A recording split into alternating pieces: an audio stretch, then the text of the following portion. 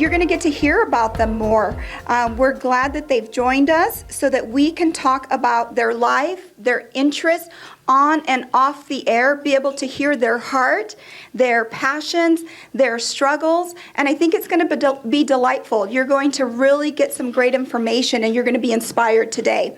One of our speakers is Kim Stevens, and I'll let her tell her story, and the other is Doc Lewis, who also will be sharing an amazing story. Our panelists are going to be interviewed by Miss Martha Kistler, and so I want to invite her up right now. And thank you for being here today. Thank you so much. Thank you so much for being here. How much time in preparation do you do for your program? I spend at least about 8 to 9 hours to make sure that I'm playing the right music for not only myself first, but for the audience that are listening to the music that I'm playing on the radio. Because I want the music to go out to change lives, not just touch, but change lives. Some days 0. I wake up and I get ready and I show up into a newsroom where everyone else has been working many, many hours. I get to work at 4 a.m. and one of our producers has been there since 11:30 p.m. He does the 5 and 7 a.m. newscast for Great Day. The other producer gets in around 2 a.m. He does the 6 and 8 o'clock hour of Great Day. Our 9 and midday producer gets in at the same time I do at 4. So while I may say nothing because they do all the work, it's kind of a perpetual homework of just staying up on what's going on around the world. But that's kind of just who I am, so it doesn't really feel like work. What's the most challenging thing you find in your job? I think the most challenging thing for me in my job is getting people to listen to radio right on the campus of Fresno State, and to let them know that we're here, even in the community, to let them know that I'm on the air. So it's a challenge to drive to different churches and say, hey, I'm an on-air personality. Turn off Pandora and listen to me. Yeah. Good call. One of my biggest challenges is when I receive emails like this. Kim, you need a wardrobe. You are absolutely the worst dresser on television. Why does Kim Stevens talk down on President Trump? She always wants to talk down on the Republic. And so on and so on. From people who don't know me and I don't know them. Those are really the hardest, and that's one of the things I teach my students at Fresno State, that you need to have a thick skin. And I've been doing this. I start my 30th year as a broadcaster on the air next Wednesday. And so, thank you, Deborah. Can you tell? I've got a lot of under-eye concealer on to try to cover up the wrinkles. But even though I've always known I had to have a thick skin, because even at the very, very beginning, I was told at the grocery store, as I had just come from the gym, went to the grocery store to grab a few things and then go home, how dare you go outside without your face on? And I know I have to have a thick skin, but still, my feelings get really hurt by these people who don't know me, and they say mean things. That's true. Well, you guys kind of answered that, because my next question was, how do you manage the stress and negativity of the tragic events you report on? How I deal with that is I try to make it positive, talking about President Trump and a lot of things that he's done already, and the negativity, and because I play gospel music on my show, a lot of the older folks don't like rap music in gospel, so some of the negativity I got to play some of the old school, the old hymns on my show. But the way I deal with it is try to be positive and try to take the good out of that and to play it across the radio and to make it reach a crowd that normally that the older music wouldn't reach. So I try to take the positive out of it, the negative, and deal with it. Sometimes I scream. During commercial breaks, I'll just let it out. And everyone in the newsroom is like, what happened? I just had to get it out. But if any of you watch Great Day, you'll also see many times I cry because it just is, I mean, you can't help but be touched by some of these stories that are either sad or just so beautifully inspiring. I pray. I work out, not as often as I know I need to and I should. Sometimes we joke, and sometimes the jokes are not really super appropriate and clean in the newsroom, but they are ways that we get out our anger or frustration. I will sometimes trip over myself to say, hey, just want you to know you're getting good news here. You always say you want good news and I never get it. I want you to know you're getting it right now. Just remember this and share it and go home and, hug my kid. Does Kopi say anything to you? I mean, how long have you... Oh, he's crying first before I am. How long have you worked with him? Kopi and I have been married on television for coming up on 14 years this October 6th. Has he been your main boss, or do you... Who is... Oh, no. Kopi is not my boss. He's my coworker, okay. And I am not his boss. Yeah, and I came here to start Great Day with him. The minute I met him, I knew moving from my home in the Bay Area away from my family was the right thing to do. So you have been in Fresno for 14 years then? Oh, yes. Okay, I thought you'd been here longer than that. How about you? I've been in Fresno for about nine years. And you're from? I'm originally from Gonzales, Louisiana. Okay. Yes. All right, I don't think I'm going to need a microphone. How do you manage your home and family life based on your work schedule and demands in the light of the fact that everywhere you go, you're recognized?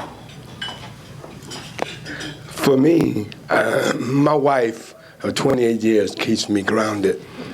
She says this to me, no matter where you go, you're nobody. You're just a servant of God. And if you stay humble, that when God puts you on the top, you won't fall. So for me, I think it's my walk gives me away because I walk with a limp. So wherever I go, people recognize the voice, they recognize the face. I could be eating, I could be just in a crowd. Somebody would say, hey, Doc Lewis, how you doing? And I look around and said, and my wife would stand by off to the side and say, you got an autograph picture? I know they're gonna ask. And so how I deal with that is to make sure that I take care of their needs, but I take care of home first.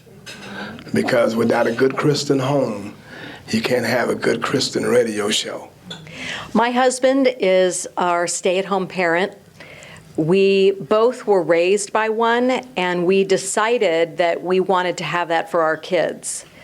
That is the reason, though, we did move here from the Bay Area because we couldn't make it work like that. In San Jose, I had a big, great job at an owned and operated station, and it was wonderful. But the quality of life for our family was not what we wanted, and that was most important. So we moved here for our quality of life. And if you were to look at my resume, you would say, she must be a problem. What happened? Nobody in this business does that. And again, that wasn't the reason we moved here. If I didn't have my husband who did the laundry and all of the cooking and takes care of the kids getting here and there, I'd probably be, well, I don't even know how I would do it all because I'm asleep when my kids are still awake doing their homework. I go to my bedtime 6:30 p.m. I am up at 2, out the door at 3:30, 3:45 when they're asleep. I can't get them to school, and so without my husband, I would be, I don't know what my kids' schedule would be like. When my husband, though, was sick with cancer, I was so blessed to have friends help us, and I've had a college student neighbor stay overnight and take care of my kids while I was, asleep or at work. And it all worked out. And then Rick survived, and it's been over 10 years now. So he's back in the saddle with the responsibility.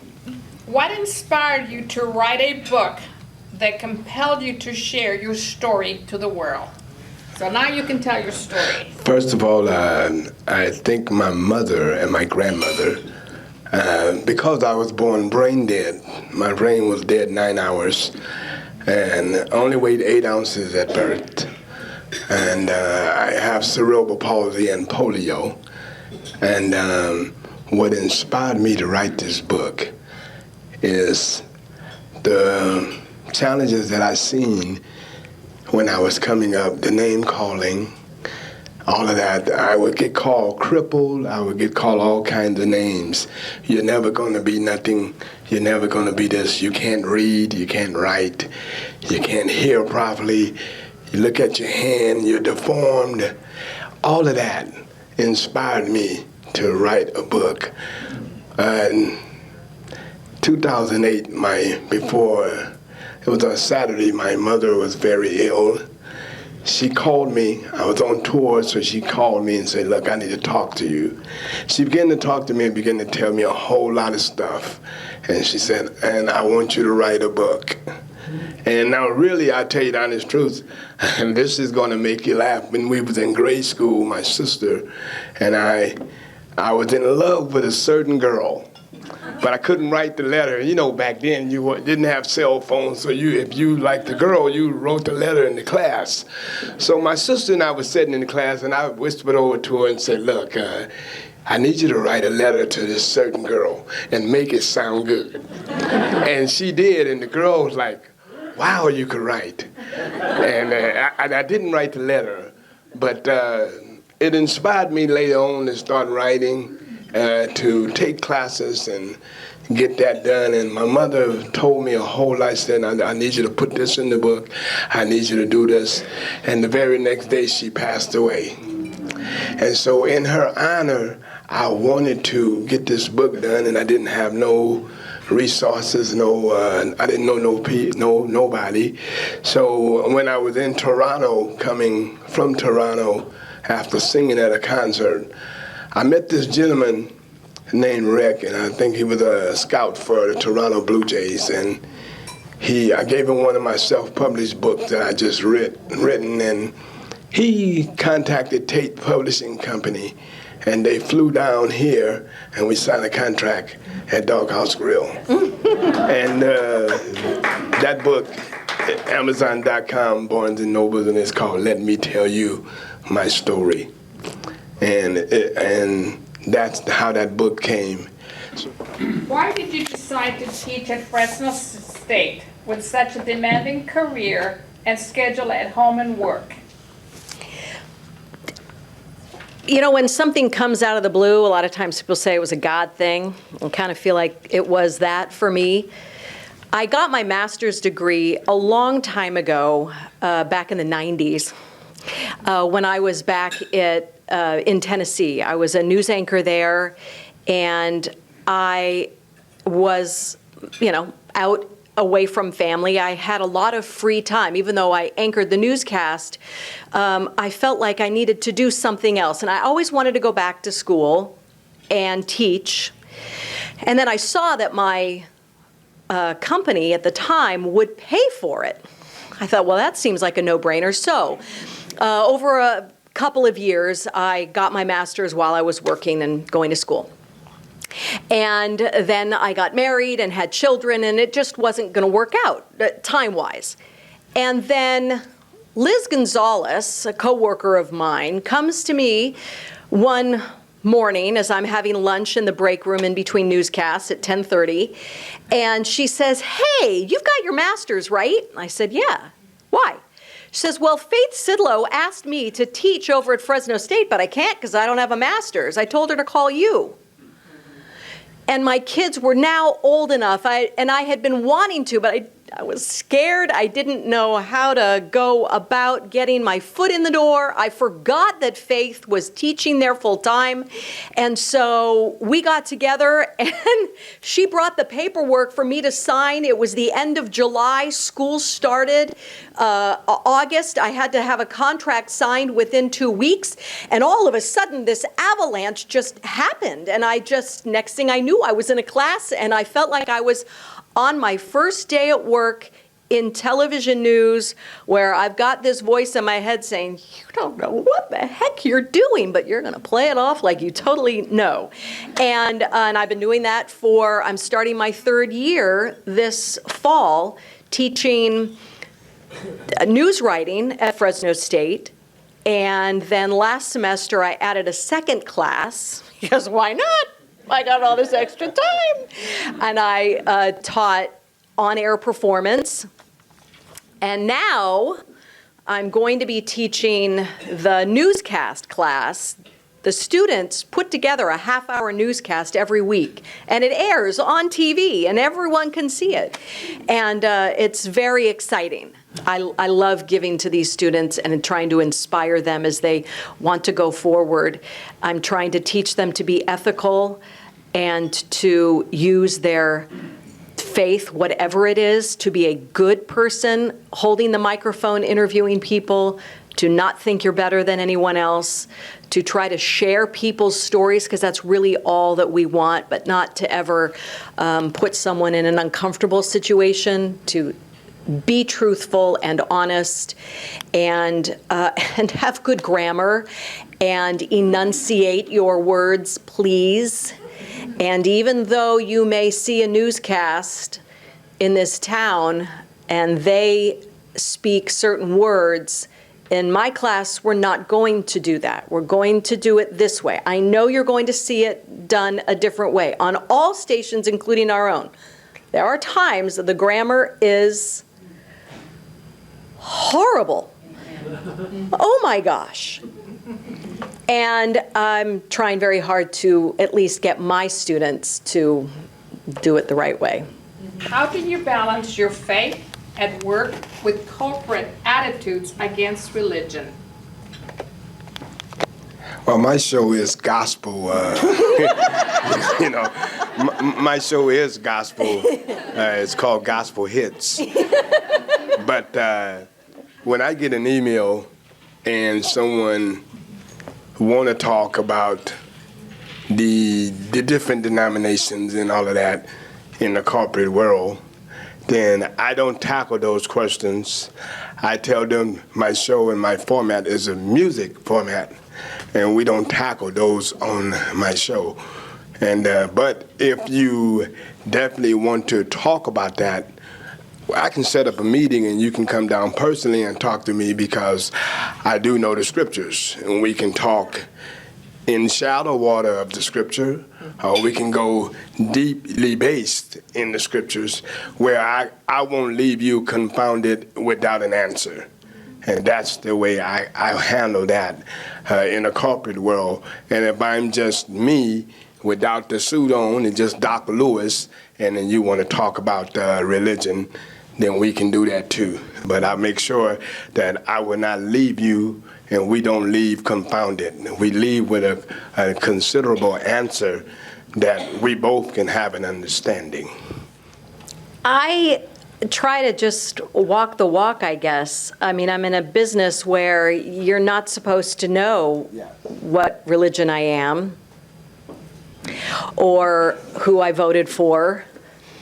So if I'm not allowed to let you know these very personal sides of me that really make up a lot of who I am and how I see the world, I just try to be good and kind and show all of the things, do unto others and everything without saying it, just by doing it. But I feel like if I can just try to be a good example of good, including what I do during commercial breaks, not bashing people, not making fun of people or things, no matter what I might be thinking here, that's the best I can do.